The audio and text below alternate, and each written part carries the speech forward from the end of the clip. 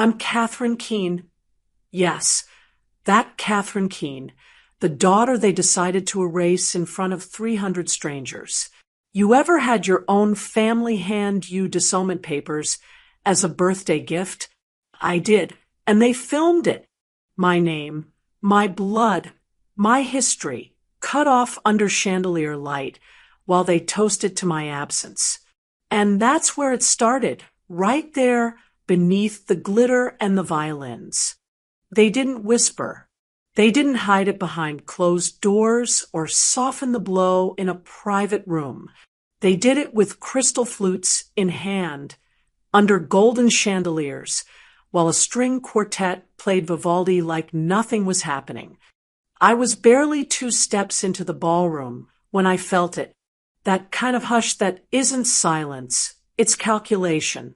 Dresses shimmered as people shifted slightly, as if their bodies remembered how to turn away before their minds admitted it.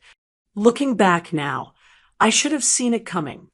The scent of cinnamon-laced champagne, the artificial chill of a rented snow machine.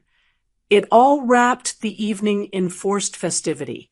But beneath it, there was nothing festive about what was coming. I passed my mother's table. Her friends grinned too tightly. One of them said, "Oh, you're here. Brave of you." And the other murmured, "Didn't know she'd show," like I was a scandal, not their daughter. That's where it all started. My father, Robert Whitmore, tapped his glass twice, once for tradition, once for finality. "Ladies and gentlemen," he began, and the air crystallized. "Tonight, we celebrate legacy. And sometimes that means making hard decisions for the sake of it." I didn't move. I just held the champagne glass they'd handed me, warm, already losing its fizz. From beside him, my mother stood. She always knew how to draw out silence before impact. She smiled that tight-lipped, social smile that never touched her eyes. She slid a gold envelope across the table toward me.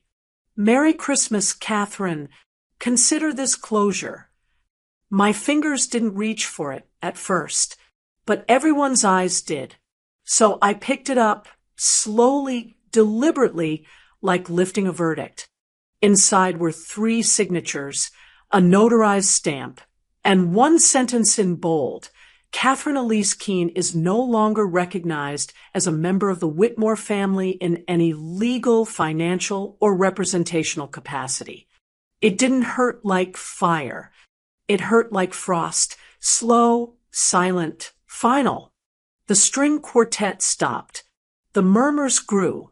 Callista, my sister, leaned toward me with the false concern of someone who's been rehearsing pity for weeks. "Please don't make a scene," she whispered. So I didn't. I folded the paper neatly, placed it beside my plate, lifted my glass, and said, "Calm as a lake in winter. Thank you for the reminder. I almost forgot who you really were." I didn't realize it then, but that moment changed everything. That's when the MC stepped up.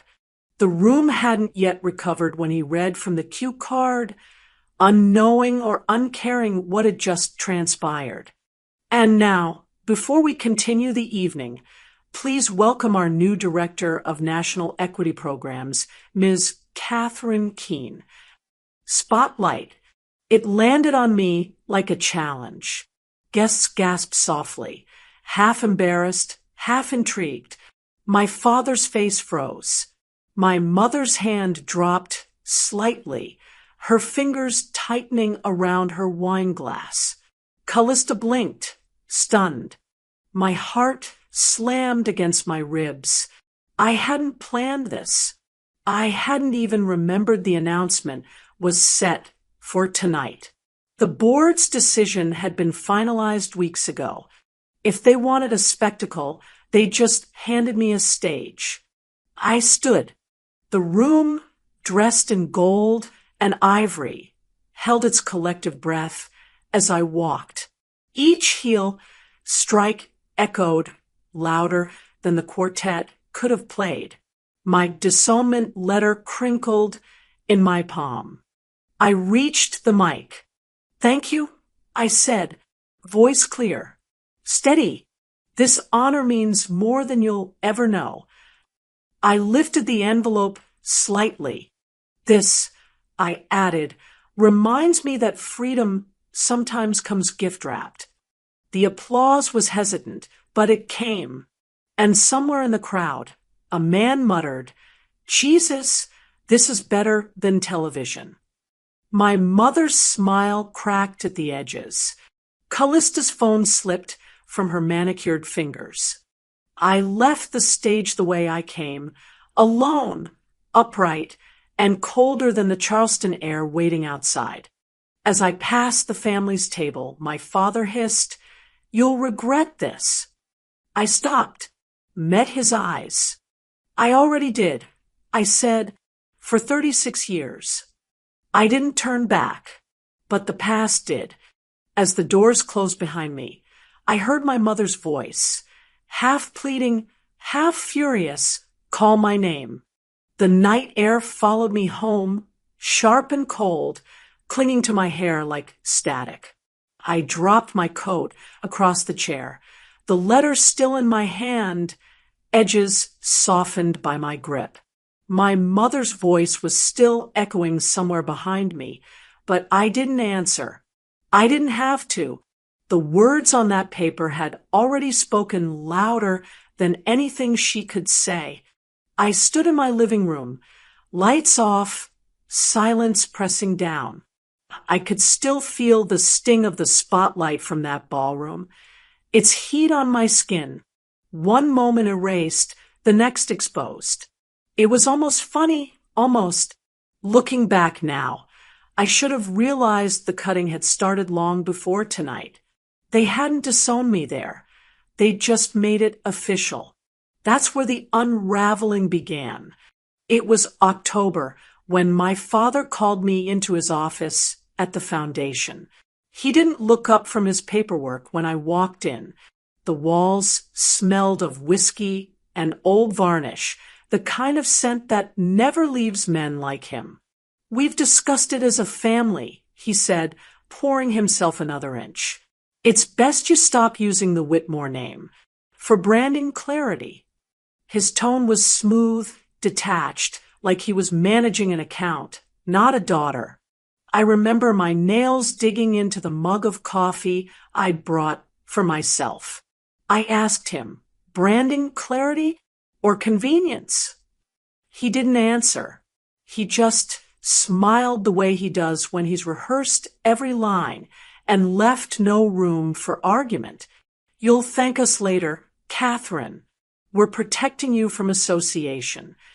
Association with what? The question never left my mouth. It stayed lodged somewhere in my throat, right between pride and disbelief. I didn't realize it then, but that conversation wasn't business. It was surgery. They were cutting the name off me like it was a tumor. Weeks later came the year-end donor gala. I stood at the back of the room, hidden behind the camera crew, sipping bad wine, waiting for the video tribute I'd worked months on. The screen lit up with names. Thank you to our champions. Donors, partners, staff. Callista's name came first, glowing in bold white letters. Mine never appeared. A man near me whispered to his wife, "Wasn't Catherine part of that team?" The wife shrugged. Maybe she left. I smiled to myself. No, I hadn't left. I'd been edited out so neatly no one noticed the gap.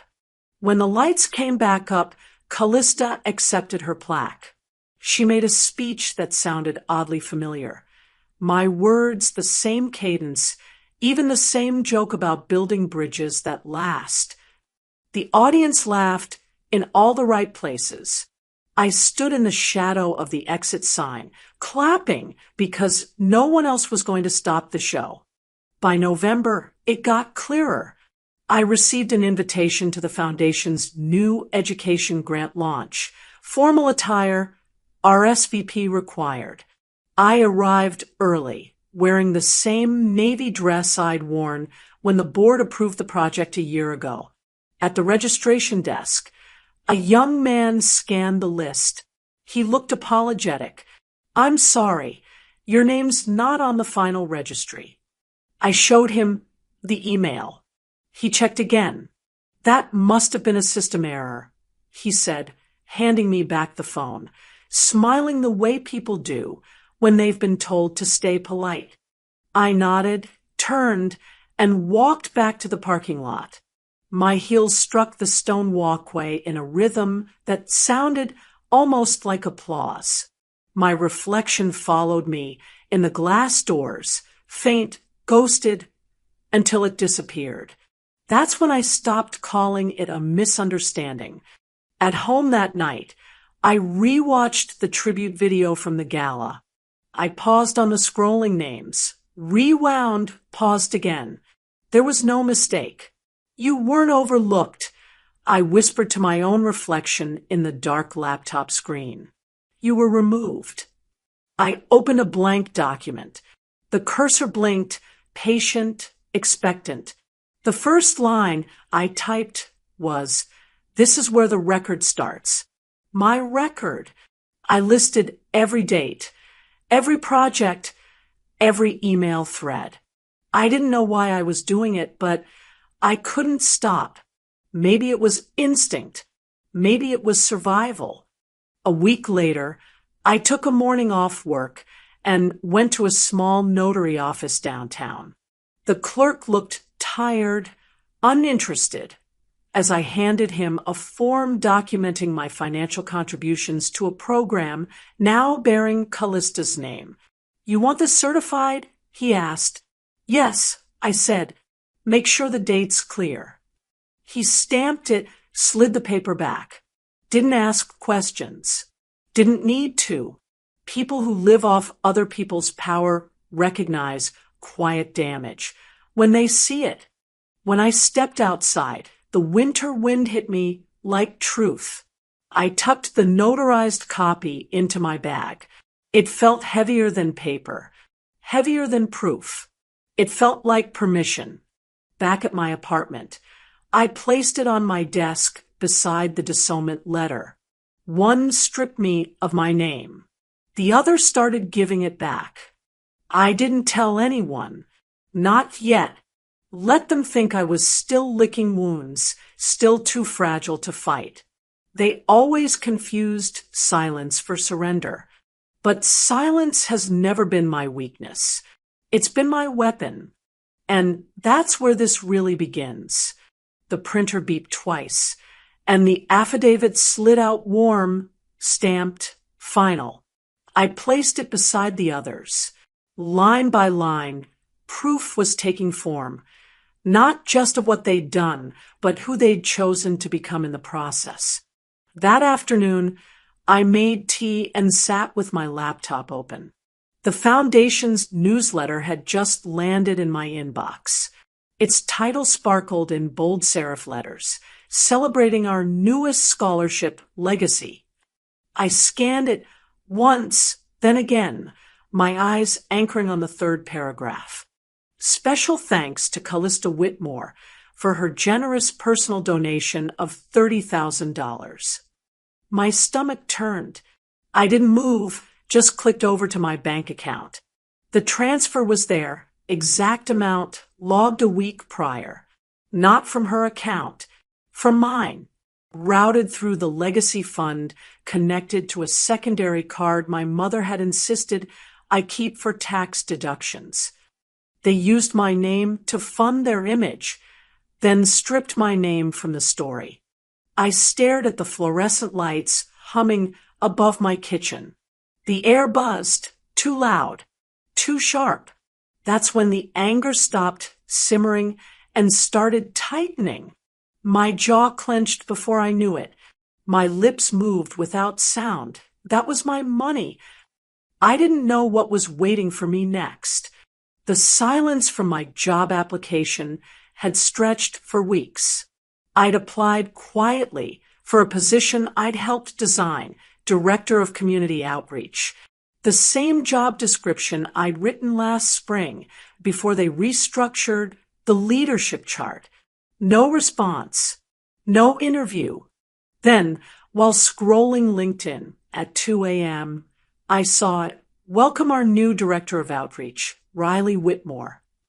My cousin, 24.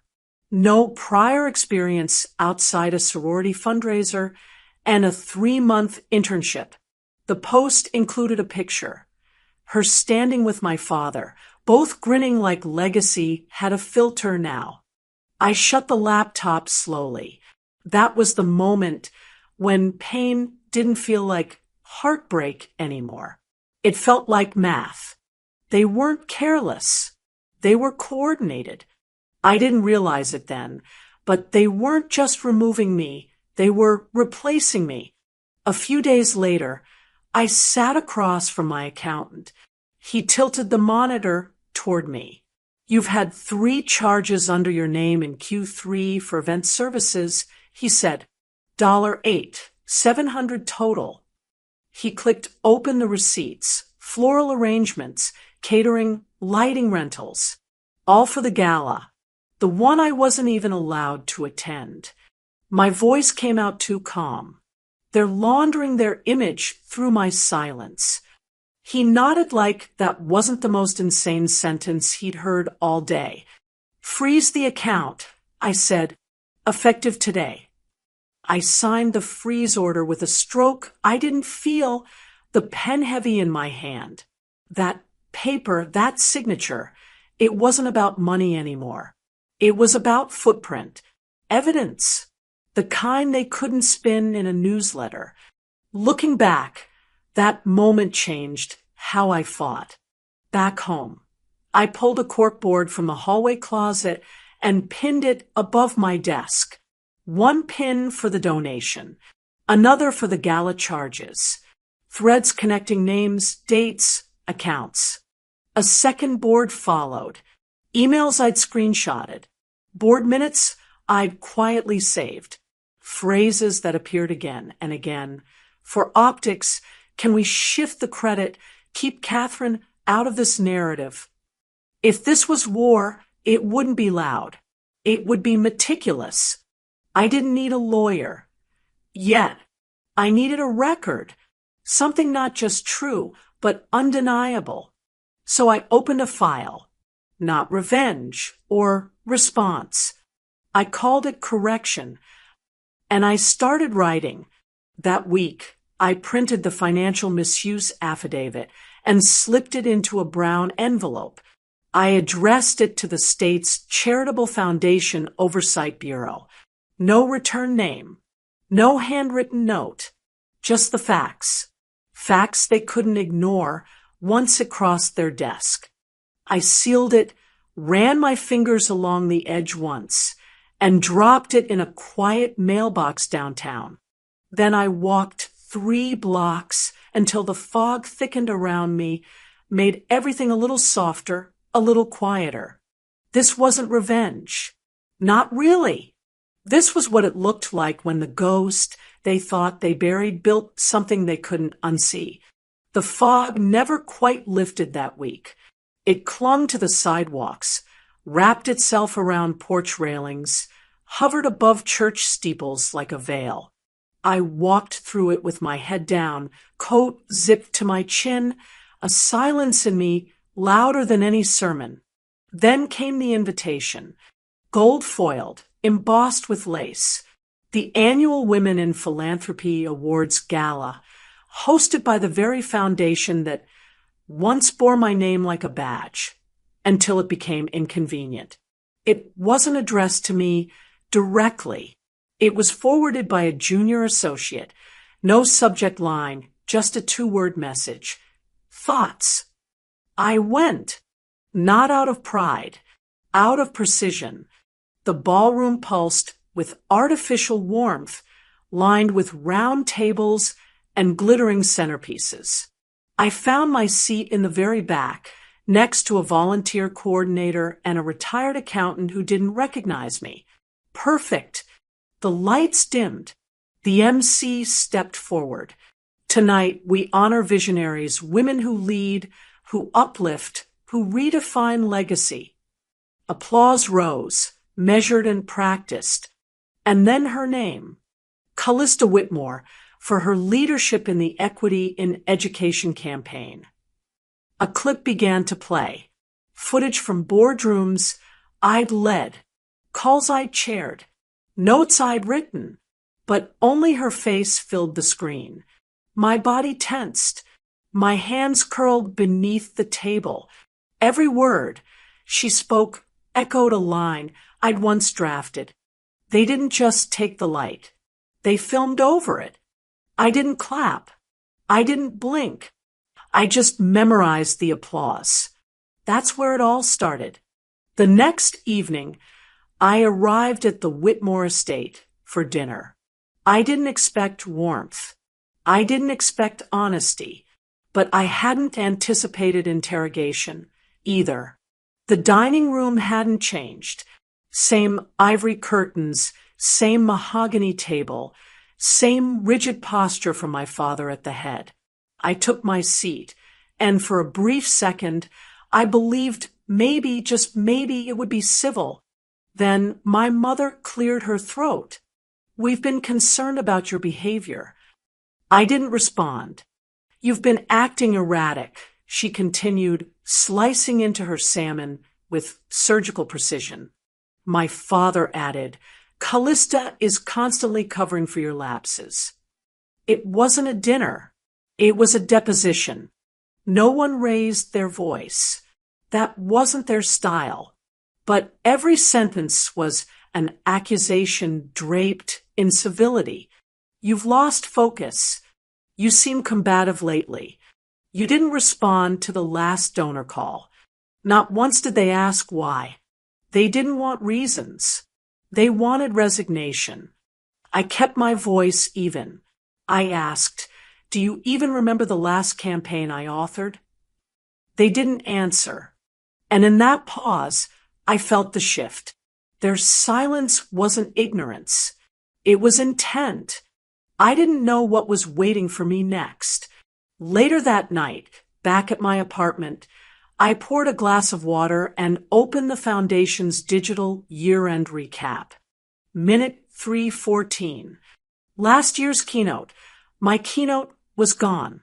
In its place, Callista again. Smiling. Speaking in the same cadence I once used. Even the closing quote was mine, slightly altered. They weren't deleting me.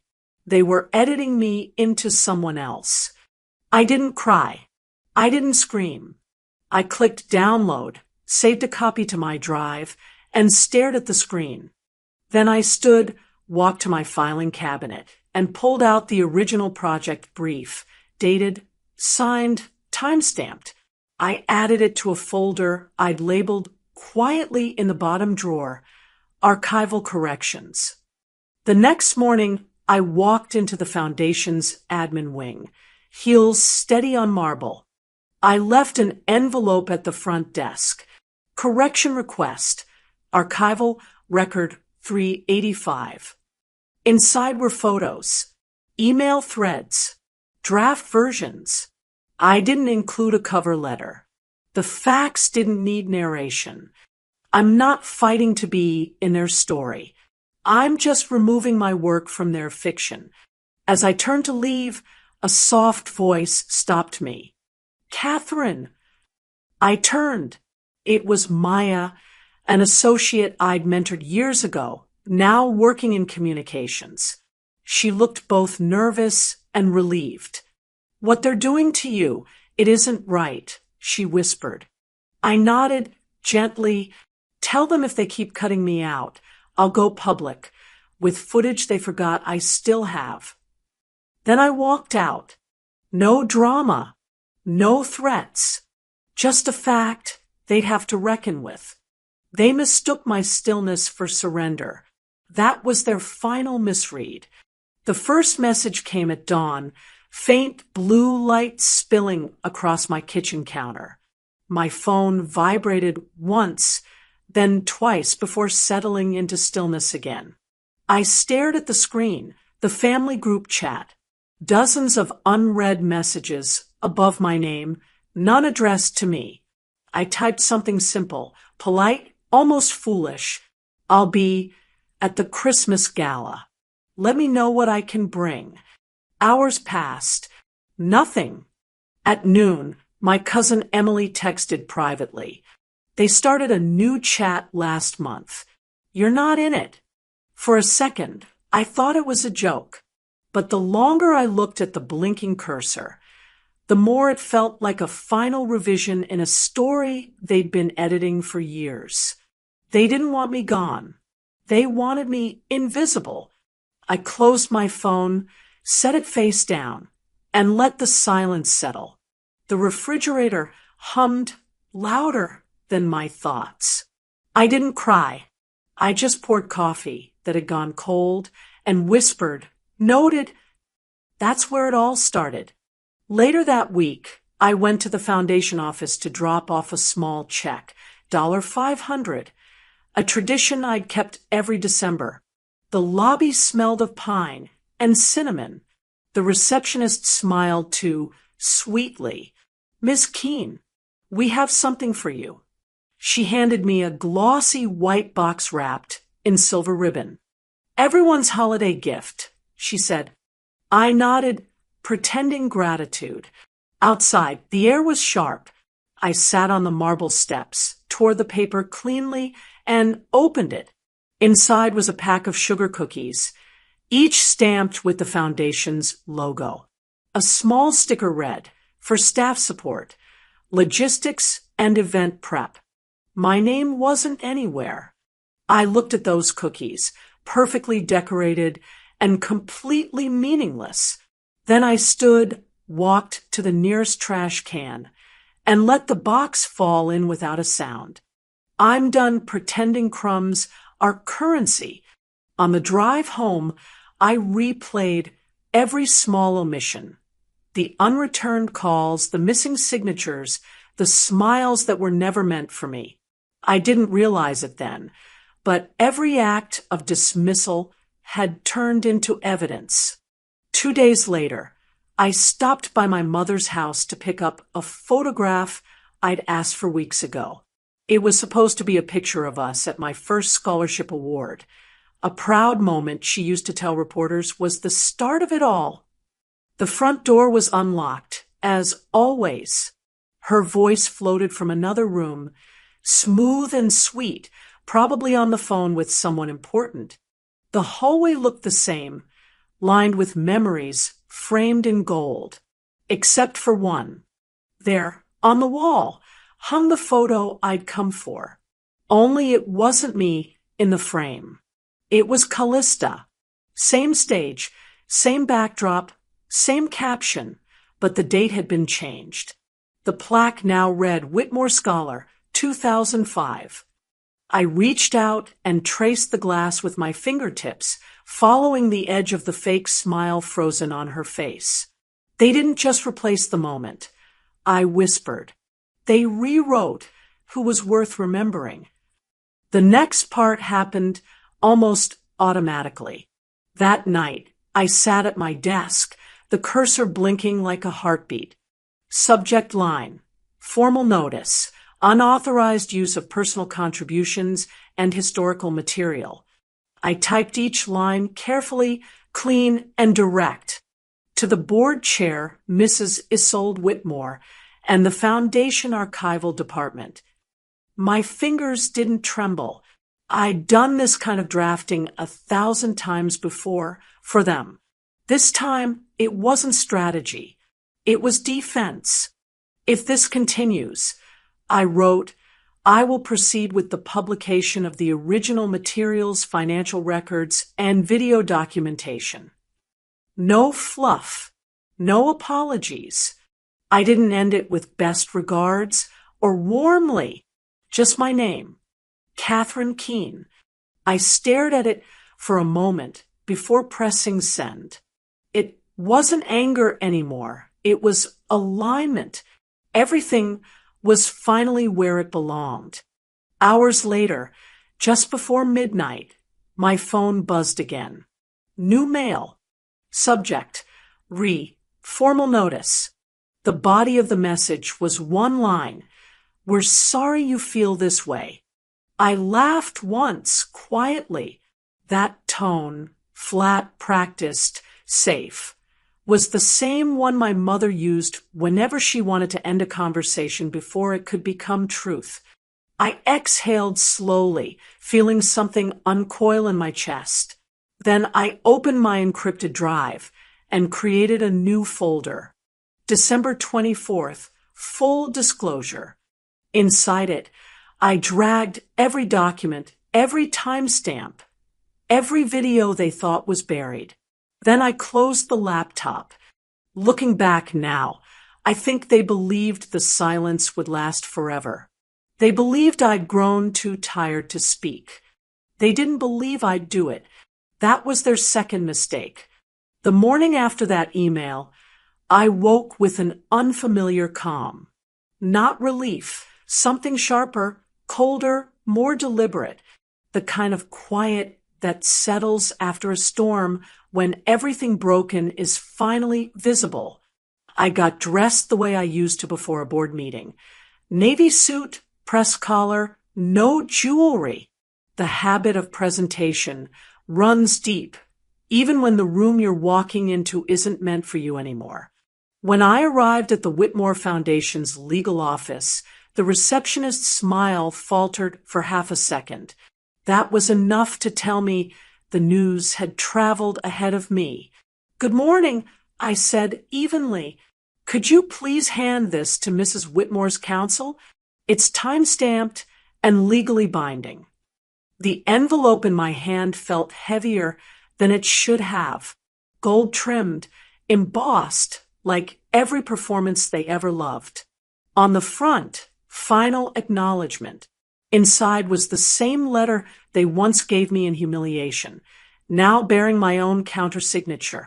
At the bottom, in neat handwriting, acknowledged, effective immediately. No obligations remain. The young clerk blinked. "Should I have her call you?" "No need," I said. "It speaks for itself." I turned before he could answer. My heels echoed against the marble floor, each step steady, controlled. Every movement was a sentence of its own. This is the end of their version of me. Outside, I paused on the steps.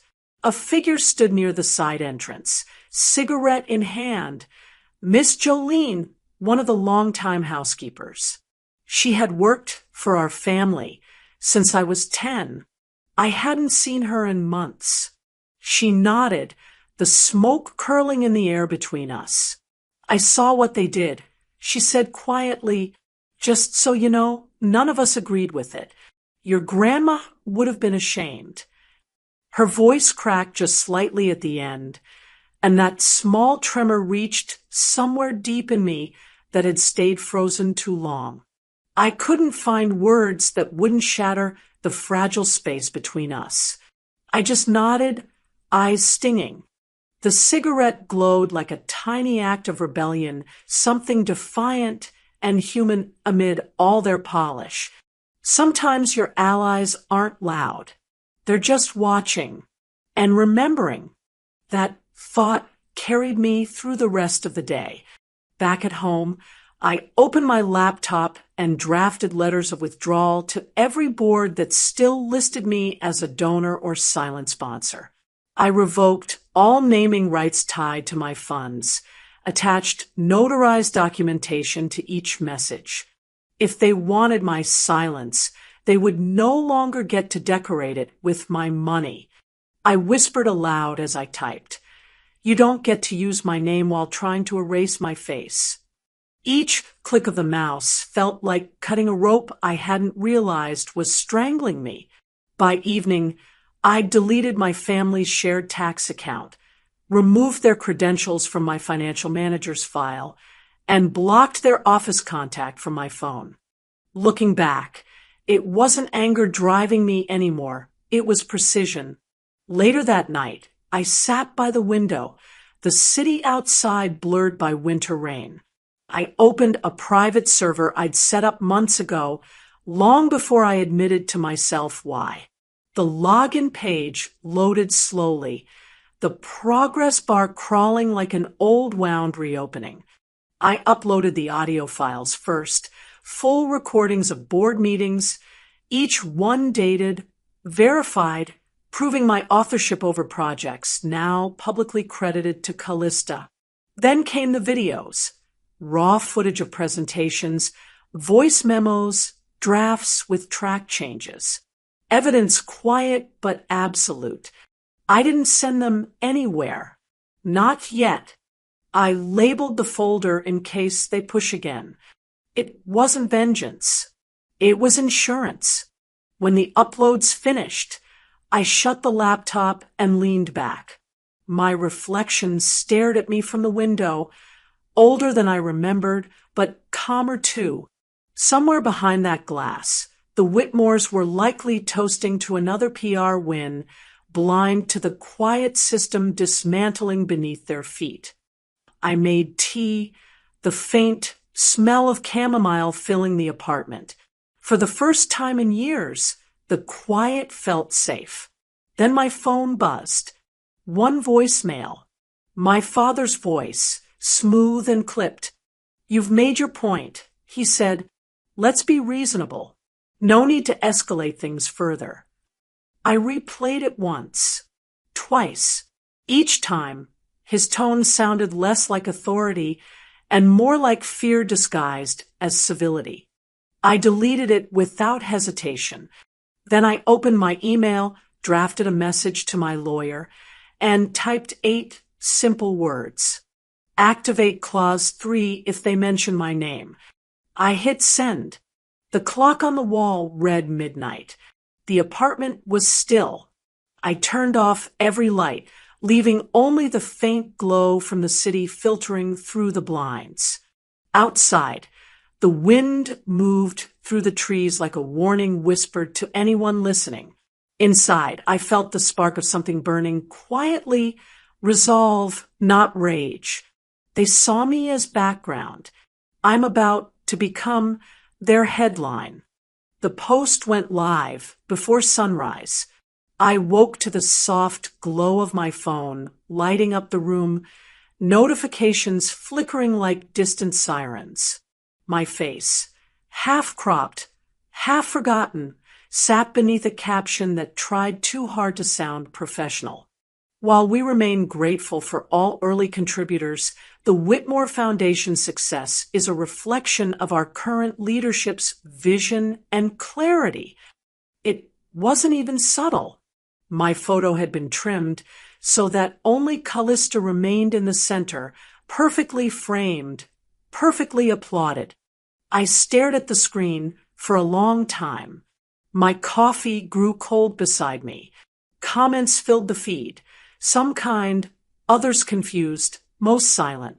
The people who'd worked with me didn't defend me, but I didn't expect them to. Silence was the currency of survival in my family's world. I didn't get angry. I just saved a screenshot, filed it neatly into my growing folder of truth. They wanted me erased in public view, the way they'd done it behind closed doors. But this time, I was watching too. That's where it all started. That evening, a courier arrived at my apartment. A man in a navy coat, polite, professional, carrying a white envelope sealed in wax. "Sign here, ma'am." His tone carried no curiosity, just the efficiency of someone used to secrets. The return address caught my breath. Whitmore and Baker, estate attorneys. My grandmother's firm. I hadn't seen that name in years. Inside, a handwritten letter waited. Her familiar, slanted script. The first line read, "If you're reading this, they've finally shown their teeth." I sat down, letter trembling slightly in my hands. She wrote of things I already knew and things I didn't. How she'd seen the family's shift toward image over integrity. How she'd quietly created a private trust in my name, protected from the foundation's reach. Her words were simple, but each carried the weight of generations. You are the only one I trusted to carry this name with grace. By the last line, my vision blurred. Tears slipped down before I could stop them. It wasn't just money she'd left. It was faith. The first real inheritance I'd ever received. Looking back now, I realized that letter was more than a gift. It was a reminder. Legacy doesn't need witnesses to exist. The next morning, I returned to my office. My assistant looked surprised to see me. The rumor mill must have been busy. I didn't explain. I simply carried a small, framed object under my arm and walked straight to my desk. There, above the shelves lined with files and awards, I hung the Disownment letter, encased in glass. Beneath it, a small metal plaque engraved with the words, Freedom Certificate, dated December 24th. My assistant hesitated. Why put that up? She asked softly. It's awful. I smiled, because that's the day I stopped asking for permission to exist. For the first time since the fallout, I felt something solid beneath my feet. Not victory, something quieter, heavier, dignity. I didn't know what was waiting for me next. That afternoon, I opened my email and attached a single document, an organized, dated timeline of every act of manipulation, every financial redirection, every erased contribution. I wrote to my lawyer, prepare a press packet. I want everything ready before the 24th. I hesitated before sending the last file. My grandmother's letter. I scanned it carefully and added it to the end of the document. Her handwriting looked fragile on the screen, but her intent was iron. Then I saved the email as a draft. The time would come soon enough. By dusk, the world outside dimmed to amber, and I sat alone in the office. The hum of the heater filled the silence. I thought of Callista, somewhere out there planning her next photo op, and of my parents, still convinced reputation was oxygen. They had no idea I'd already cut the air supply. Around 7, my phone buzzed. A new message flashed from a number I didn't recognize. Off the record, I heard your names being scrubbed from the gala program. It was from a journalist I'd once mentored years ago, someone who still believed in integrity more than influence. I didn't reply. Instead, I opened my encrypted drive and found the folder labeled Play when erased. My finger hovered over it. I could almost hear my grandmother's voice saying, "Timing is everything, dear. Never speak until silence becomes the lie." They thought they could bury me. They forgot I own the shovel. The invitation arrived like a dare.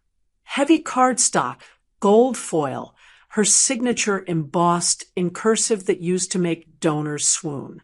The Whitmore Foundation Annual Christmas Gala, December 24th. The same stage, the same chandeliered room.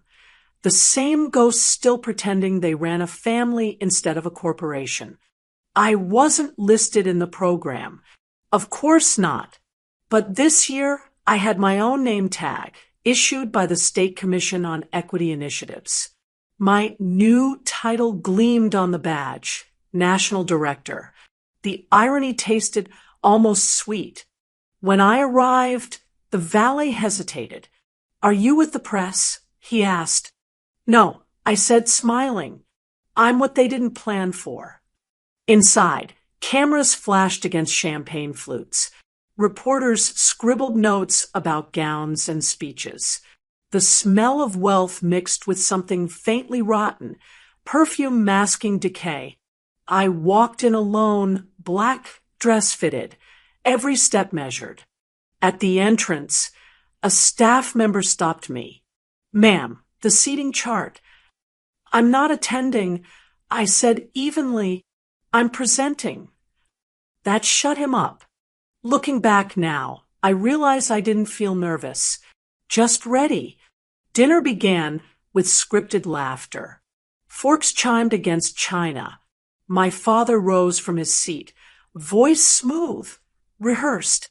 "Tonight," he announced, "is about legacy and letting go of what no longer serves us." I could almost admire his performance. Almost. Then my mother joined him, stepping to the microphone in a sequined gown that caught the light like shattered glass. She smiled at me across the room, the kind of smile predators wear when they think you've already bled out. She lifted a gold envelope.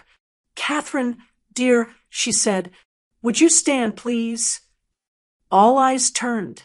I stood slowly, hands steady at my sides. "This," my mother continued, her voice syrupy, "is our way of granting you peace. From all of us, we release you." She handed the envelope to an usher, who placed it in my palm as if it were a medal. Inside were the same papers, same signatures, same cruelty, carefully laminated for public consumption. I didn't look away. "Thank you," I said, my tone quiet, deliberate. "You always did love ceremony." Then something shifted. The microphone crackled. The MC's voice rang out across the room. "Before we continue," he said cheerfully, unaware of the spectacle unfolding, "we have a special announcement from the State Commission on Equity Initiatives. Please welcome our new national director, Ms. Catherine Keene." Applause burst like thunder. Camera flashes erupted. My mother's hand dropped. My father's face drained of color. I took the stage, envelope still in hand. "Good evening," I began. "Tonight, I received a gift." The crowd went silent. It came with signatures and silence. I held the envelope up for everyone to see. This is what freedom looks like on expensive paper. A ripple of murmurs spread through the tables. I felt the weight of every lens turned toward me, waiting for scandal, waiting for blood. "But freedom," I continued, "isn't something anyone can give you. It's something you take back when you finally stop asking permission." Behind me, the screen flickered to life. The presentation changed, my files replacing theirs. Photos of the Foundation's projects, each time-stamped, each bearing my signature. Video stills of meetings, my voice explaining the strategies, now credited to Callista. The proof glowed like scripture. "They tried to erase me," I said, turning to face my parents. I digitized the evidence. Gasps broke out. Some guests clapped instinctively. Others whispered in panic. My sister stood up, pale as porcelain, fumbling for her phone as if she could edit the moment in real time. "I let her." "Legacy," I said, pacing the stage slowly, "isn't inherited. It's proven, and sometimes corrected." I paused. "So, tonight, consider this my correction." Then I smiled, a calm, unhurried smile that carried 20 years of restraint. "This isn't a reckoning," I said finally. "It's a release." Applause started at one table, hesitant at first, then spreading. I stepped down from the stage, each step echoing louder than applause ever could. As I passed their table, my father whispered, "You've humiliated us." I leaned in close enough for only him to hear. "No," I said softly. "I just ended your monopoly on the narrative." I walked toward the exit. The room buzzed behind me, voices, flashbulbs, chaos. I didn't look back. Backstage, my assistant rushed toward me, breathless. "Miss Keene, there's a message for you." She handed me her phone, a voicemail from a reporter I once trusted. "The footage you showed, public access is requesting it. What should we tell them?" I looked down at my heels, the satin catching the low light. "Tell them the truth," I said. "Let them see everything." And as I walked out into the night air, the cold no longer bit at my skin. It felt clean, weightless. They planned a funeral. I delivered a rebirth. The snow fell soft around my apartment windows, pure white in the Charleston night. I watched droplets trace irregular lines down the glass, each one reflecting a memory I thought I left behind. The cold air felt clean, not biting, but clarifying, as though winter had come to wash away the last of their illusions. I made coffee with quiet hands. No tremors this morning, no adrenaline, just the steady drip and the faint scent of cinnamon I left in the filter last month. Behind me, on the wall above the desk, 2 frames hung side by side, the Disownment letter in its glass case and my grandmother's handwritten note beneath it. Their contrast filled the room like a gentle verdict. They gave me nothing. That's what gave me everything. It occurred to me then I wasn't waiting for them to acknowledge me. I was acknowledging myself. I opened my laptop and navigated to the folder labeled December 24th, full disclosure. With one click, I attached the final report to the State Oversight Board's secure link, donation receipts, altered media files, erasure timelines, my grandmother's confirmation, everything. I exhaled slowly, held my finger over the send button for a heartbeat, and pressed it. Let the record stand. I watched the emails send and thought of the dinners they planned, the press releases they scripted. They measured me in volumes of silence and file numbers. They never expected this. News popped up that afternoon. The foundation's website was offline. The headline ran across my screen. Disowned director exposes philanthropic fraud. My heart didn't skip a beat. I'd trained it to keep rhythm when everything else was chaotic. Comments flooded. When legacy silences its own, truth outlasts status. It felt surreal to see my story become theirs, too. They tried to keep me in the shadow. So I turned off the lights and stood in that darkness for a moment, letting their empire crumble around me. I didn't dance. I didn't gloat. I just listened to the hush left behind. The letter I drafted sat unopened in my drafts folder. You raised me to be invisible unless it served you. Now I serve something bigger than your comfort. I don't hate you. I just don't owe you my silence anymore. I signed it then, didn't send it, burned it instead. Smoke rose in the empty room. Closure doesn't need an audience. 6 months on, I stood at a podium in Washington, D.C., not as Ms. Whitmore's sister, not as a name tethered to a legacy I refused. I stared at the sea of faces. Women who'd been told they were too quiet, too soft, too compliant. And I told them, walk toward something, not just away. A young woman came forward afterward, tears in her eyes. I saw your speech. It gave me courage to walk away. I nodded humbly. In that moment, I realized they erased me from the story. I wrote the next chapter. Tonight, I host a small dinner in my apartment. No fanfare, just old friends, laughter, warmth. The snow drifts beyond the window, street lamps glowing in the hush. I raise my glass and say quietly, to the family we choose. Between my diploma and director plaque on the shelf sits that framed letter and note, the evidence of a journey no one else scripted. They never gave me permission to be me, but I granted it to myself. Maybe your family didn't hand you disownment papers under a chandelier, but maybe they did something quieter, just as cruel. If you've ever had to reclaim your name, your worth, or your story, then you already know silence isn't peace when it's forced. Have you ever been erased by the people who were supposed to love you? Tell me in the comments. If this story spoke to something in you, subscribe for more. The next one might be the chapter you've been waiting to write.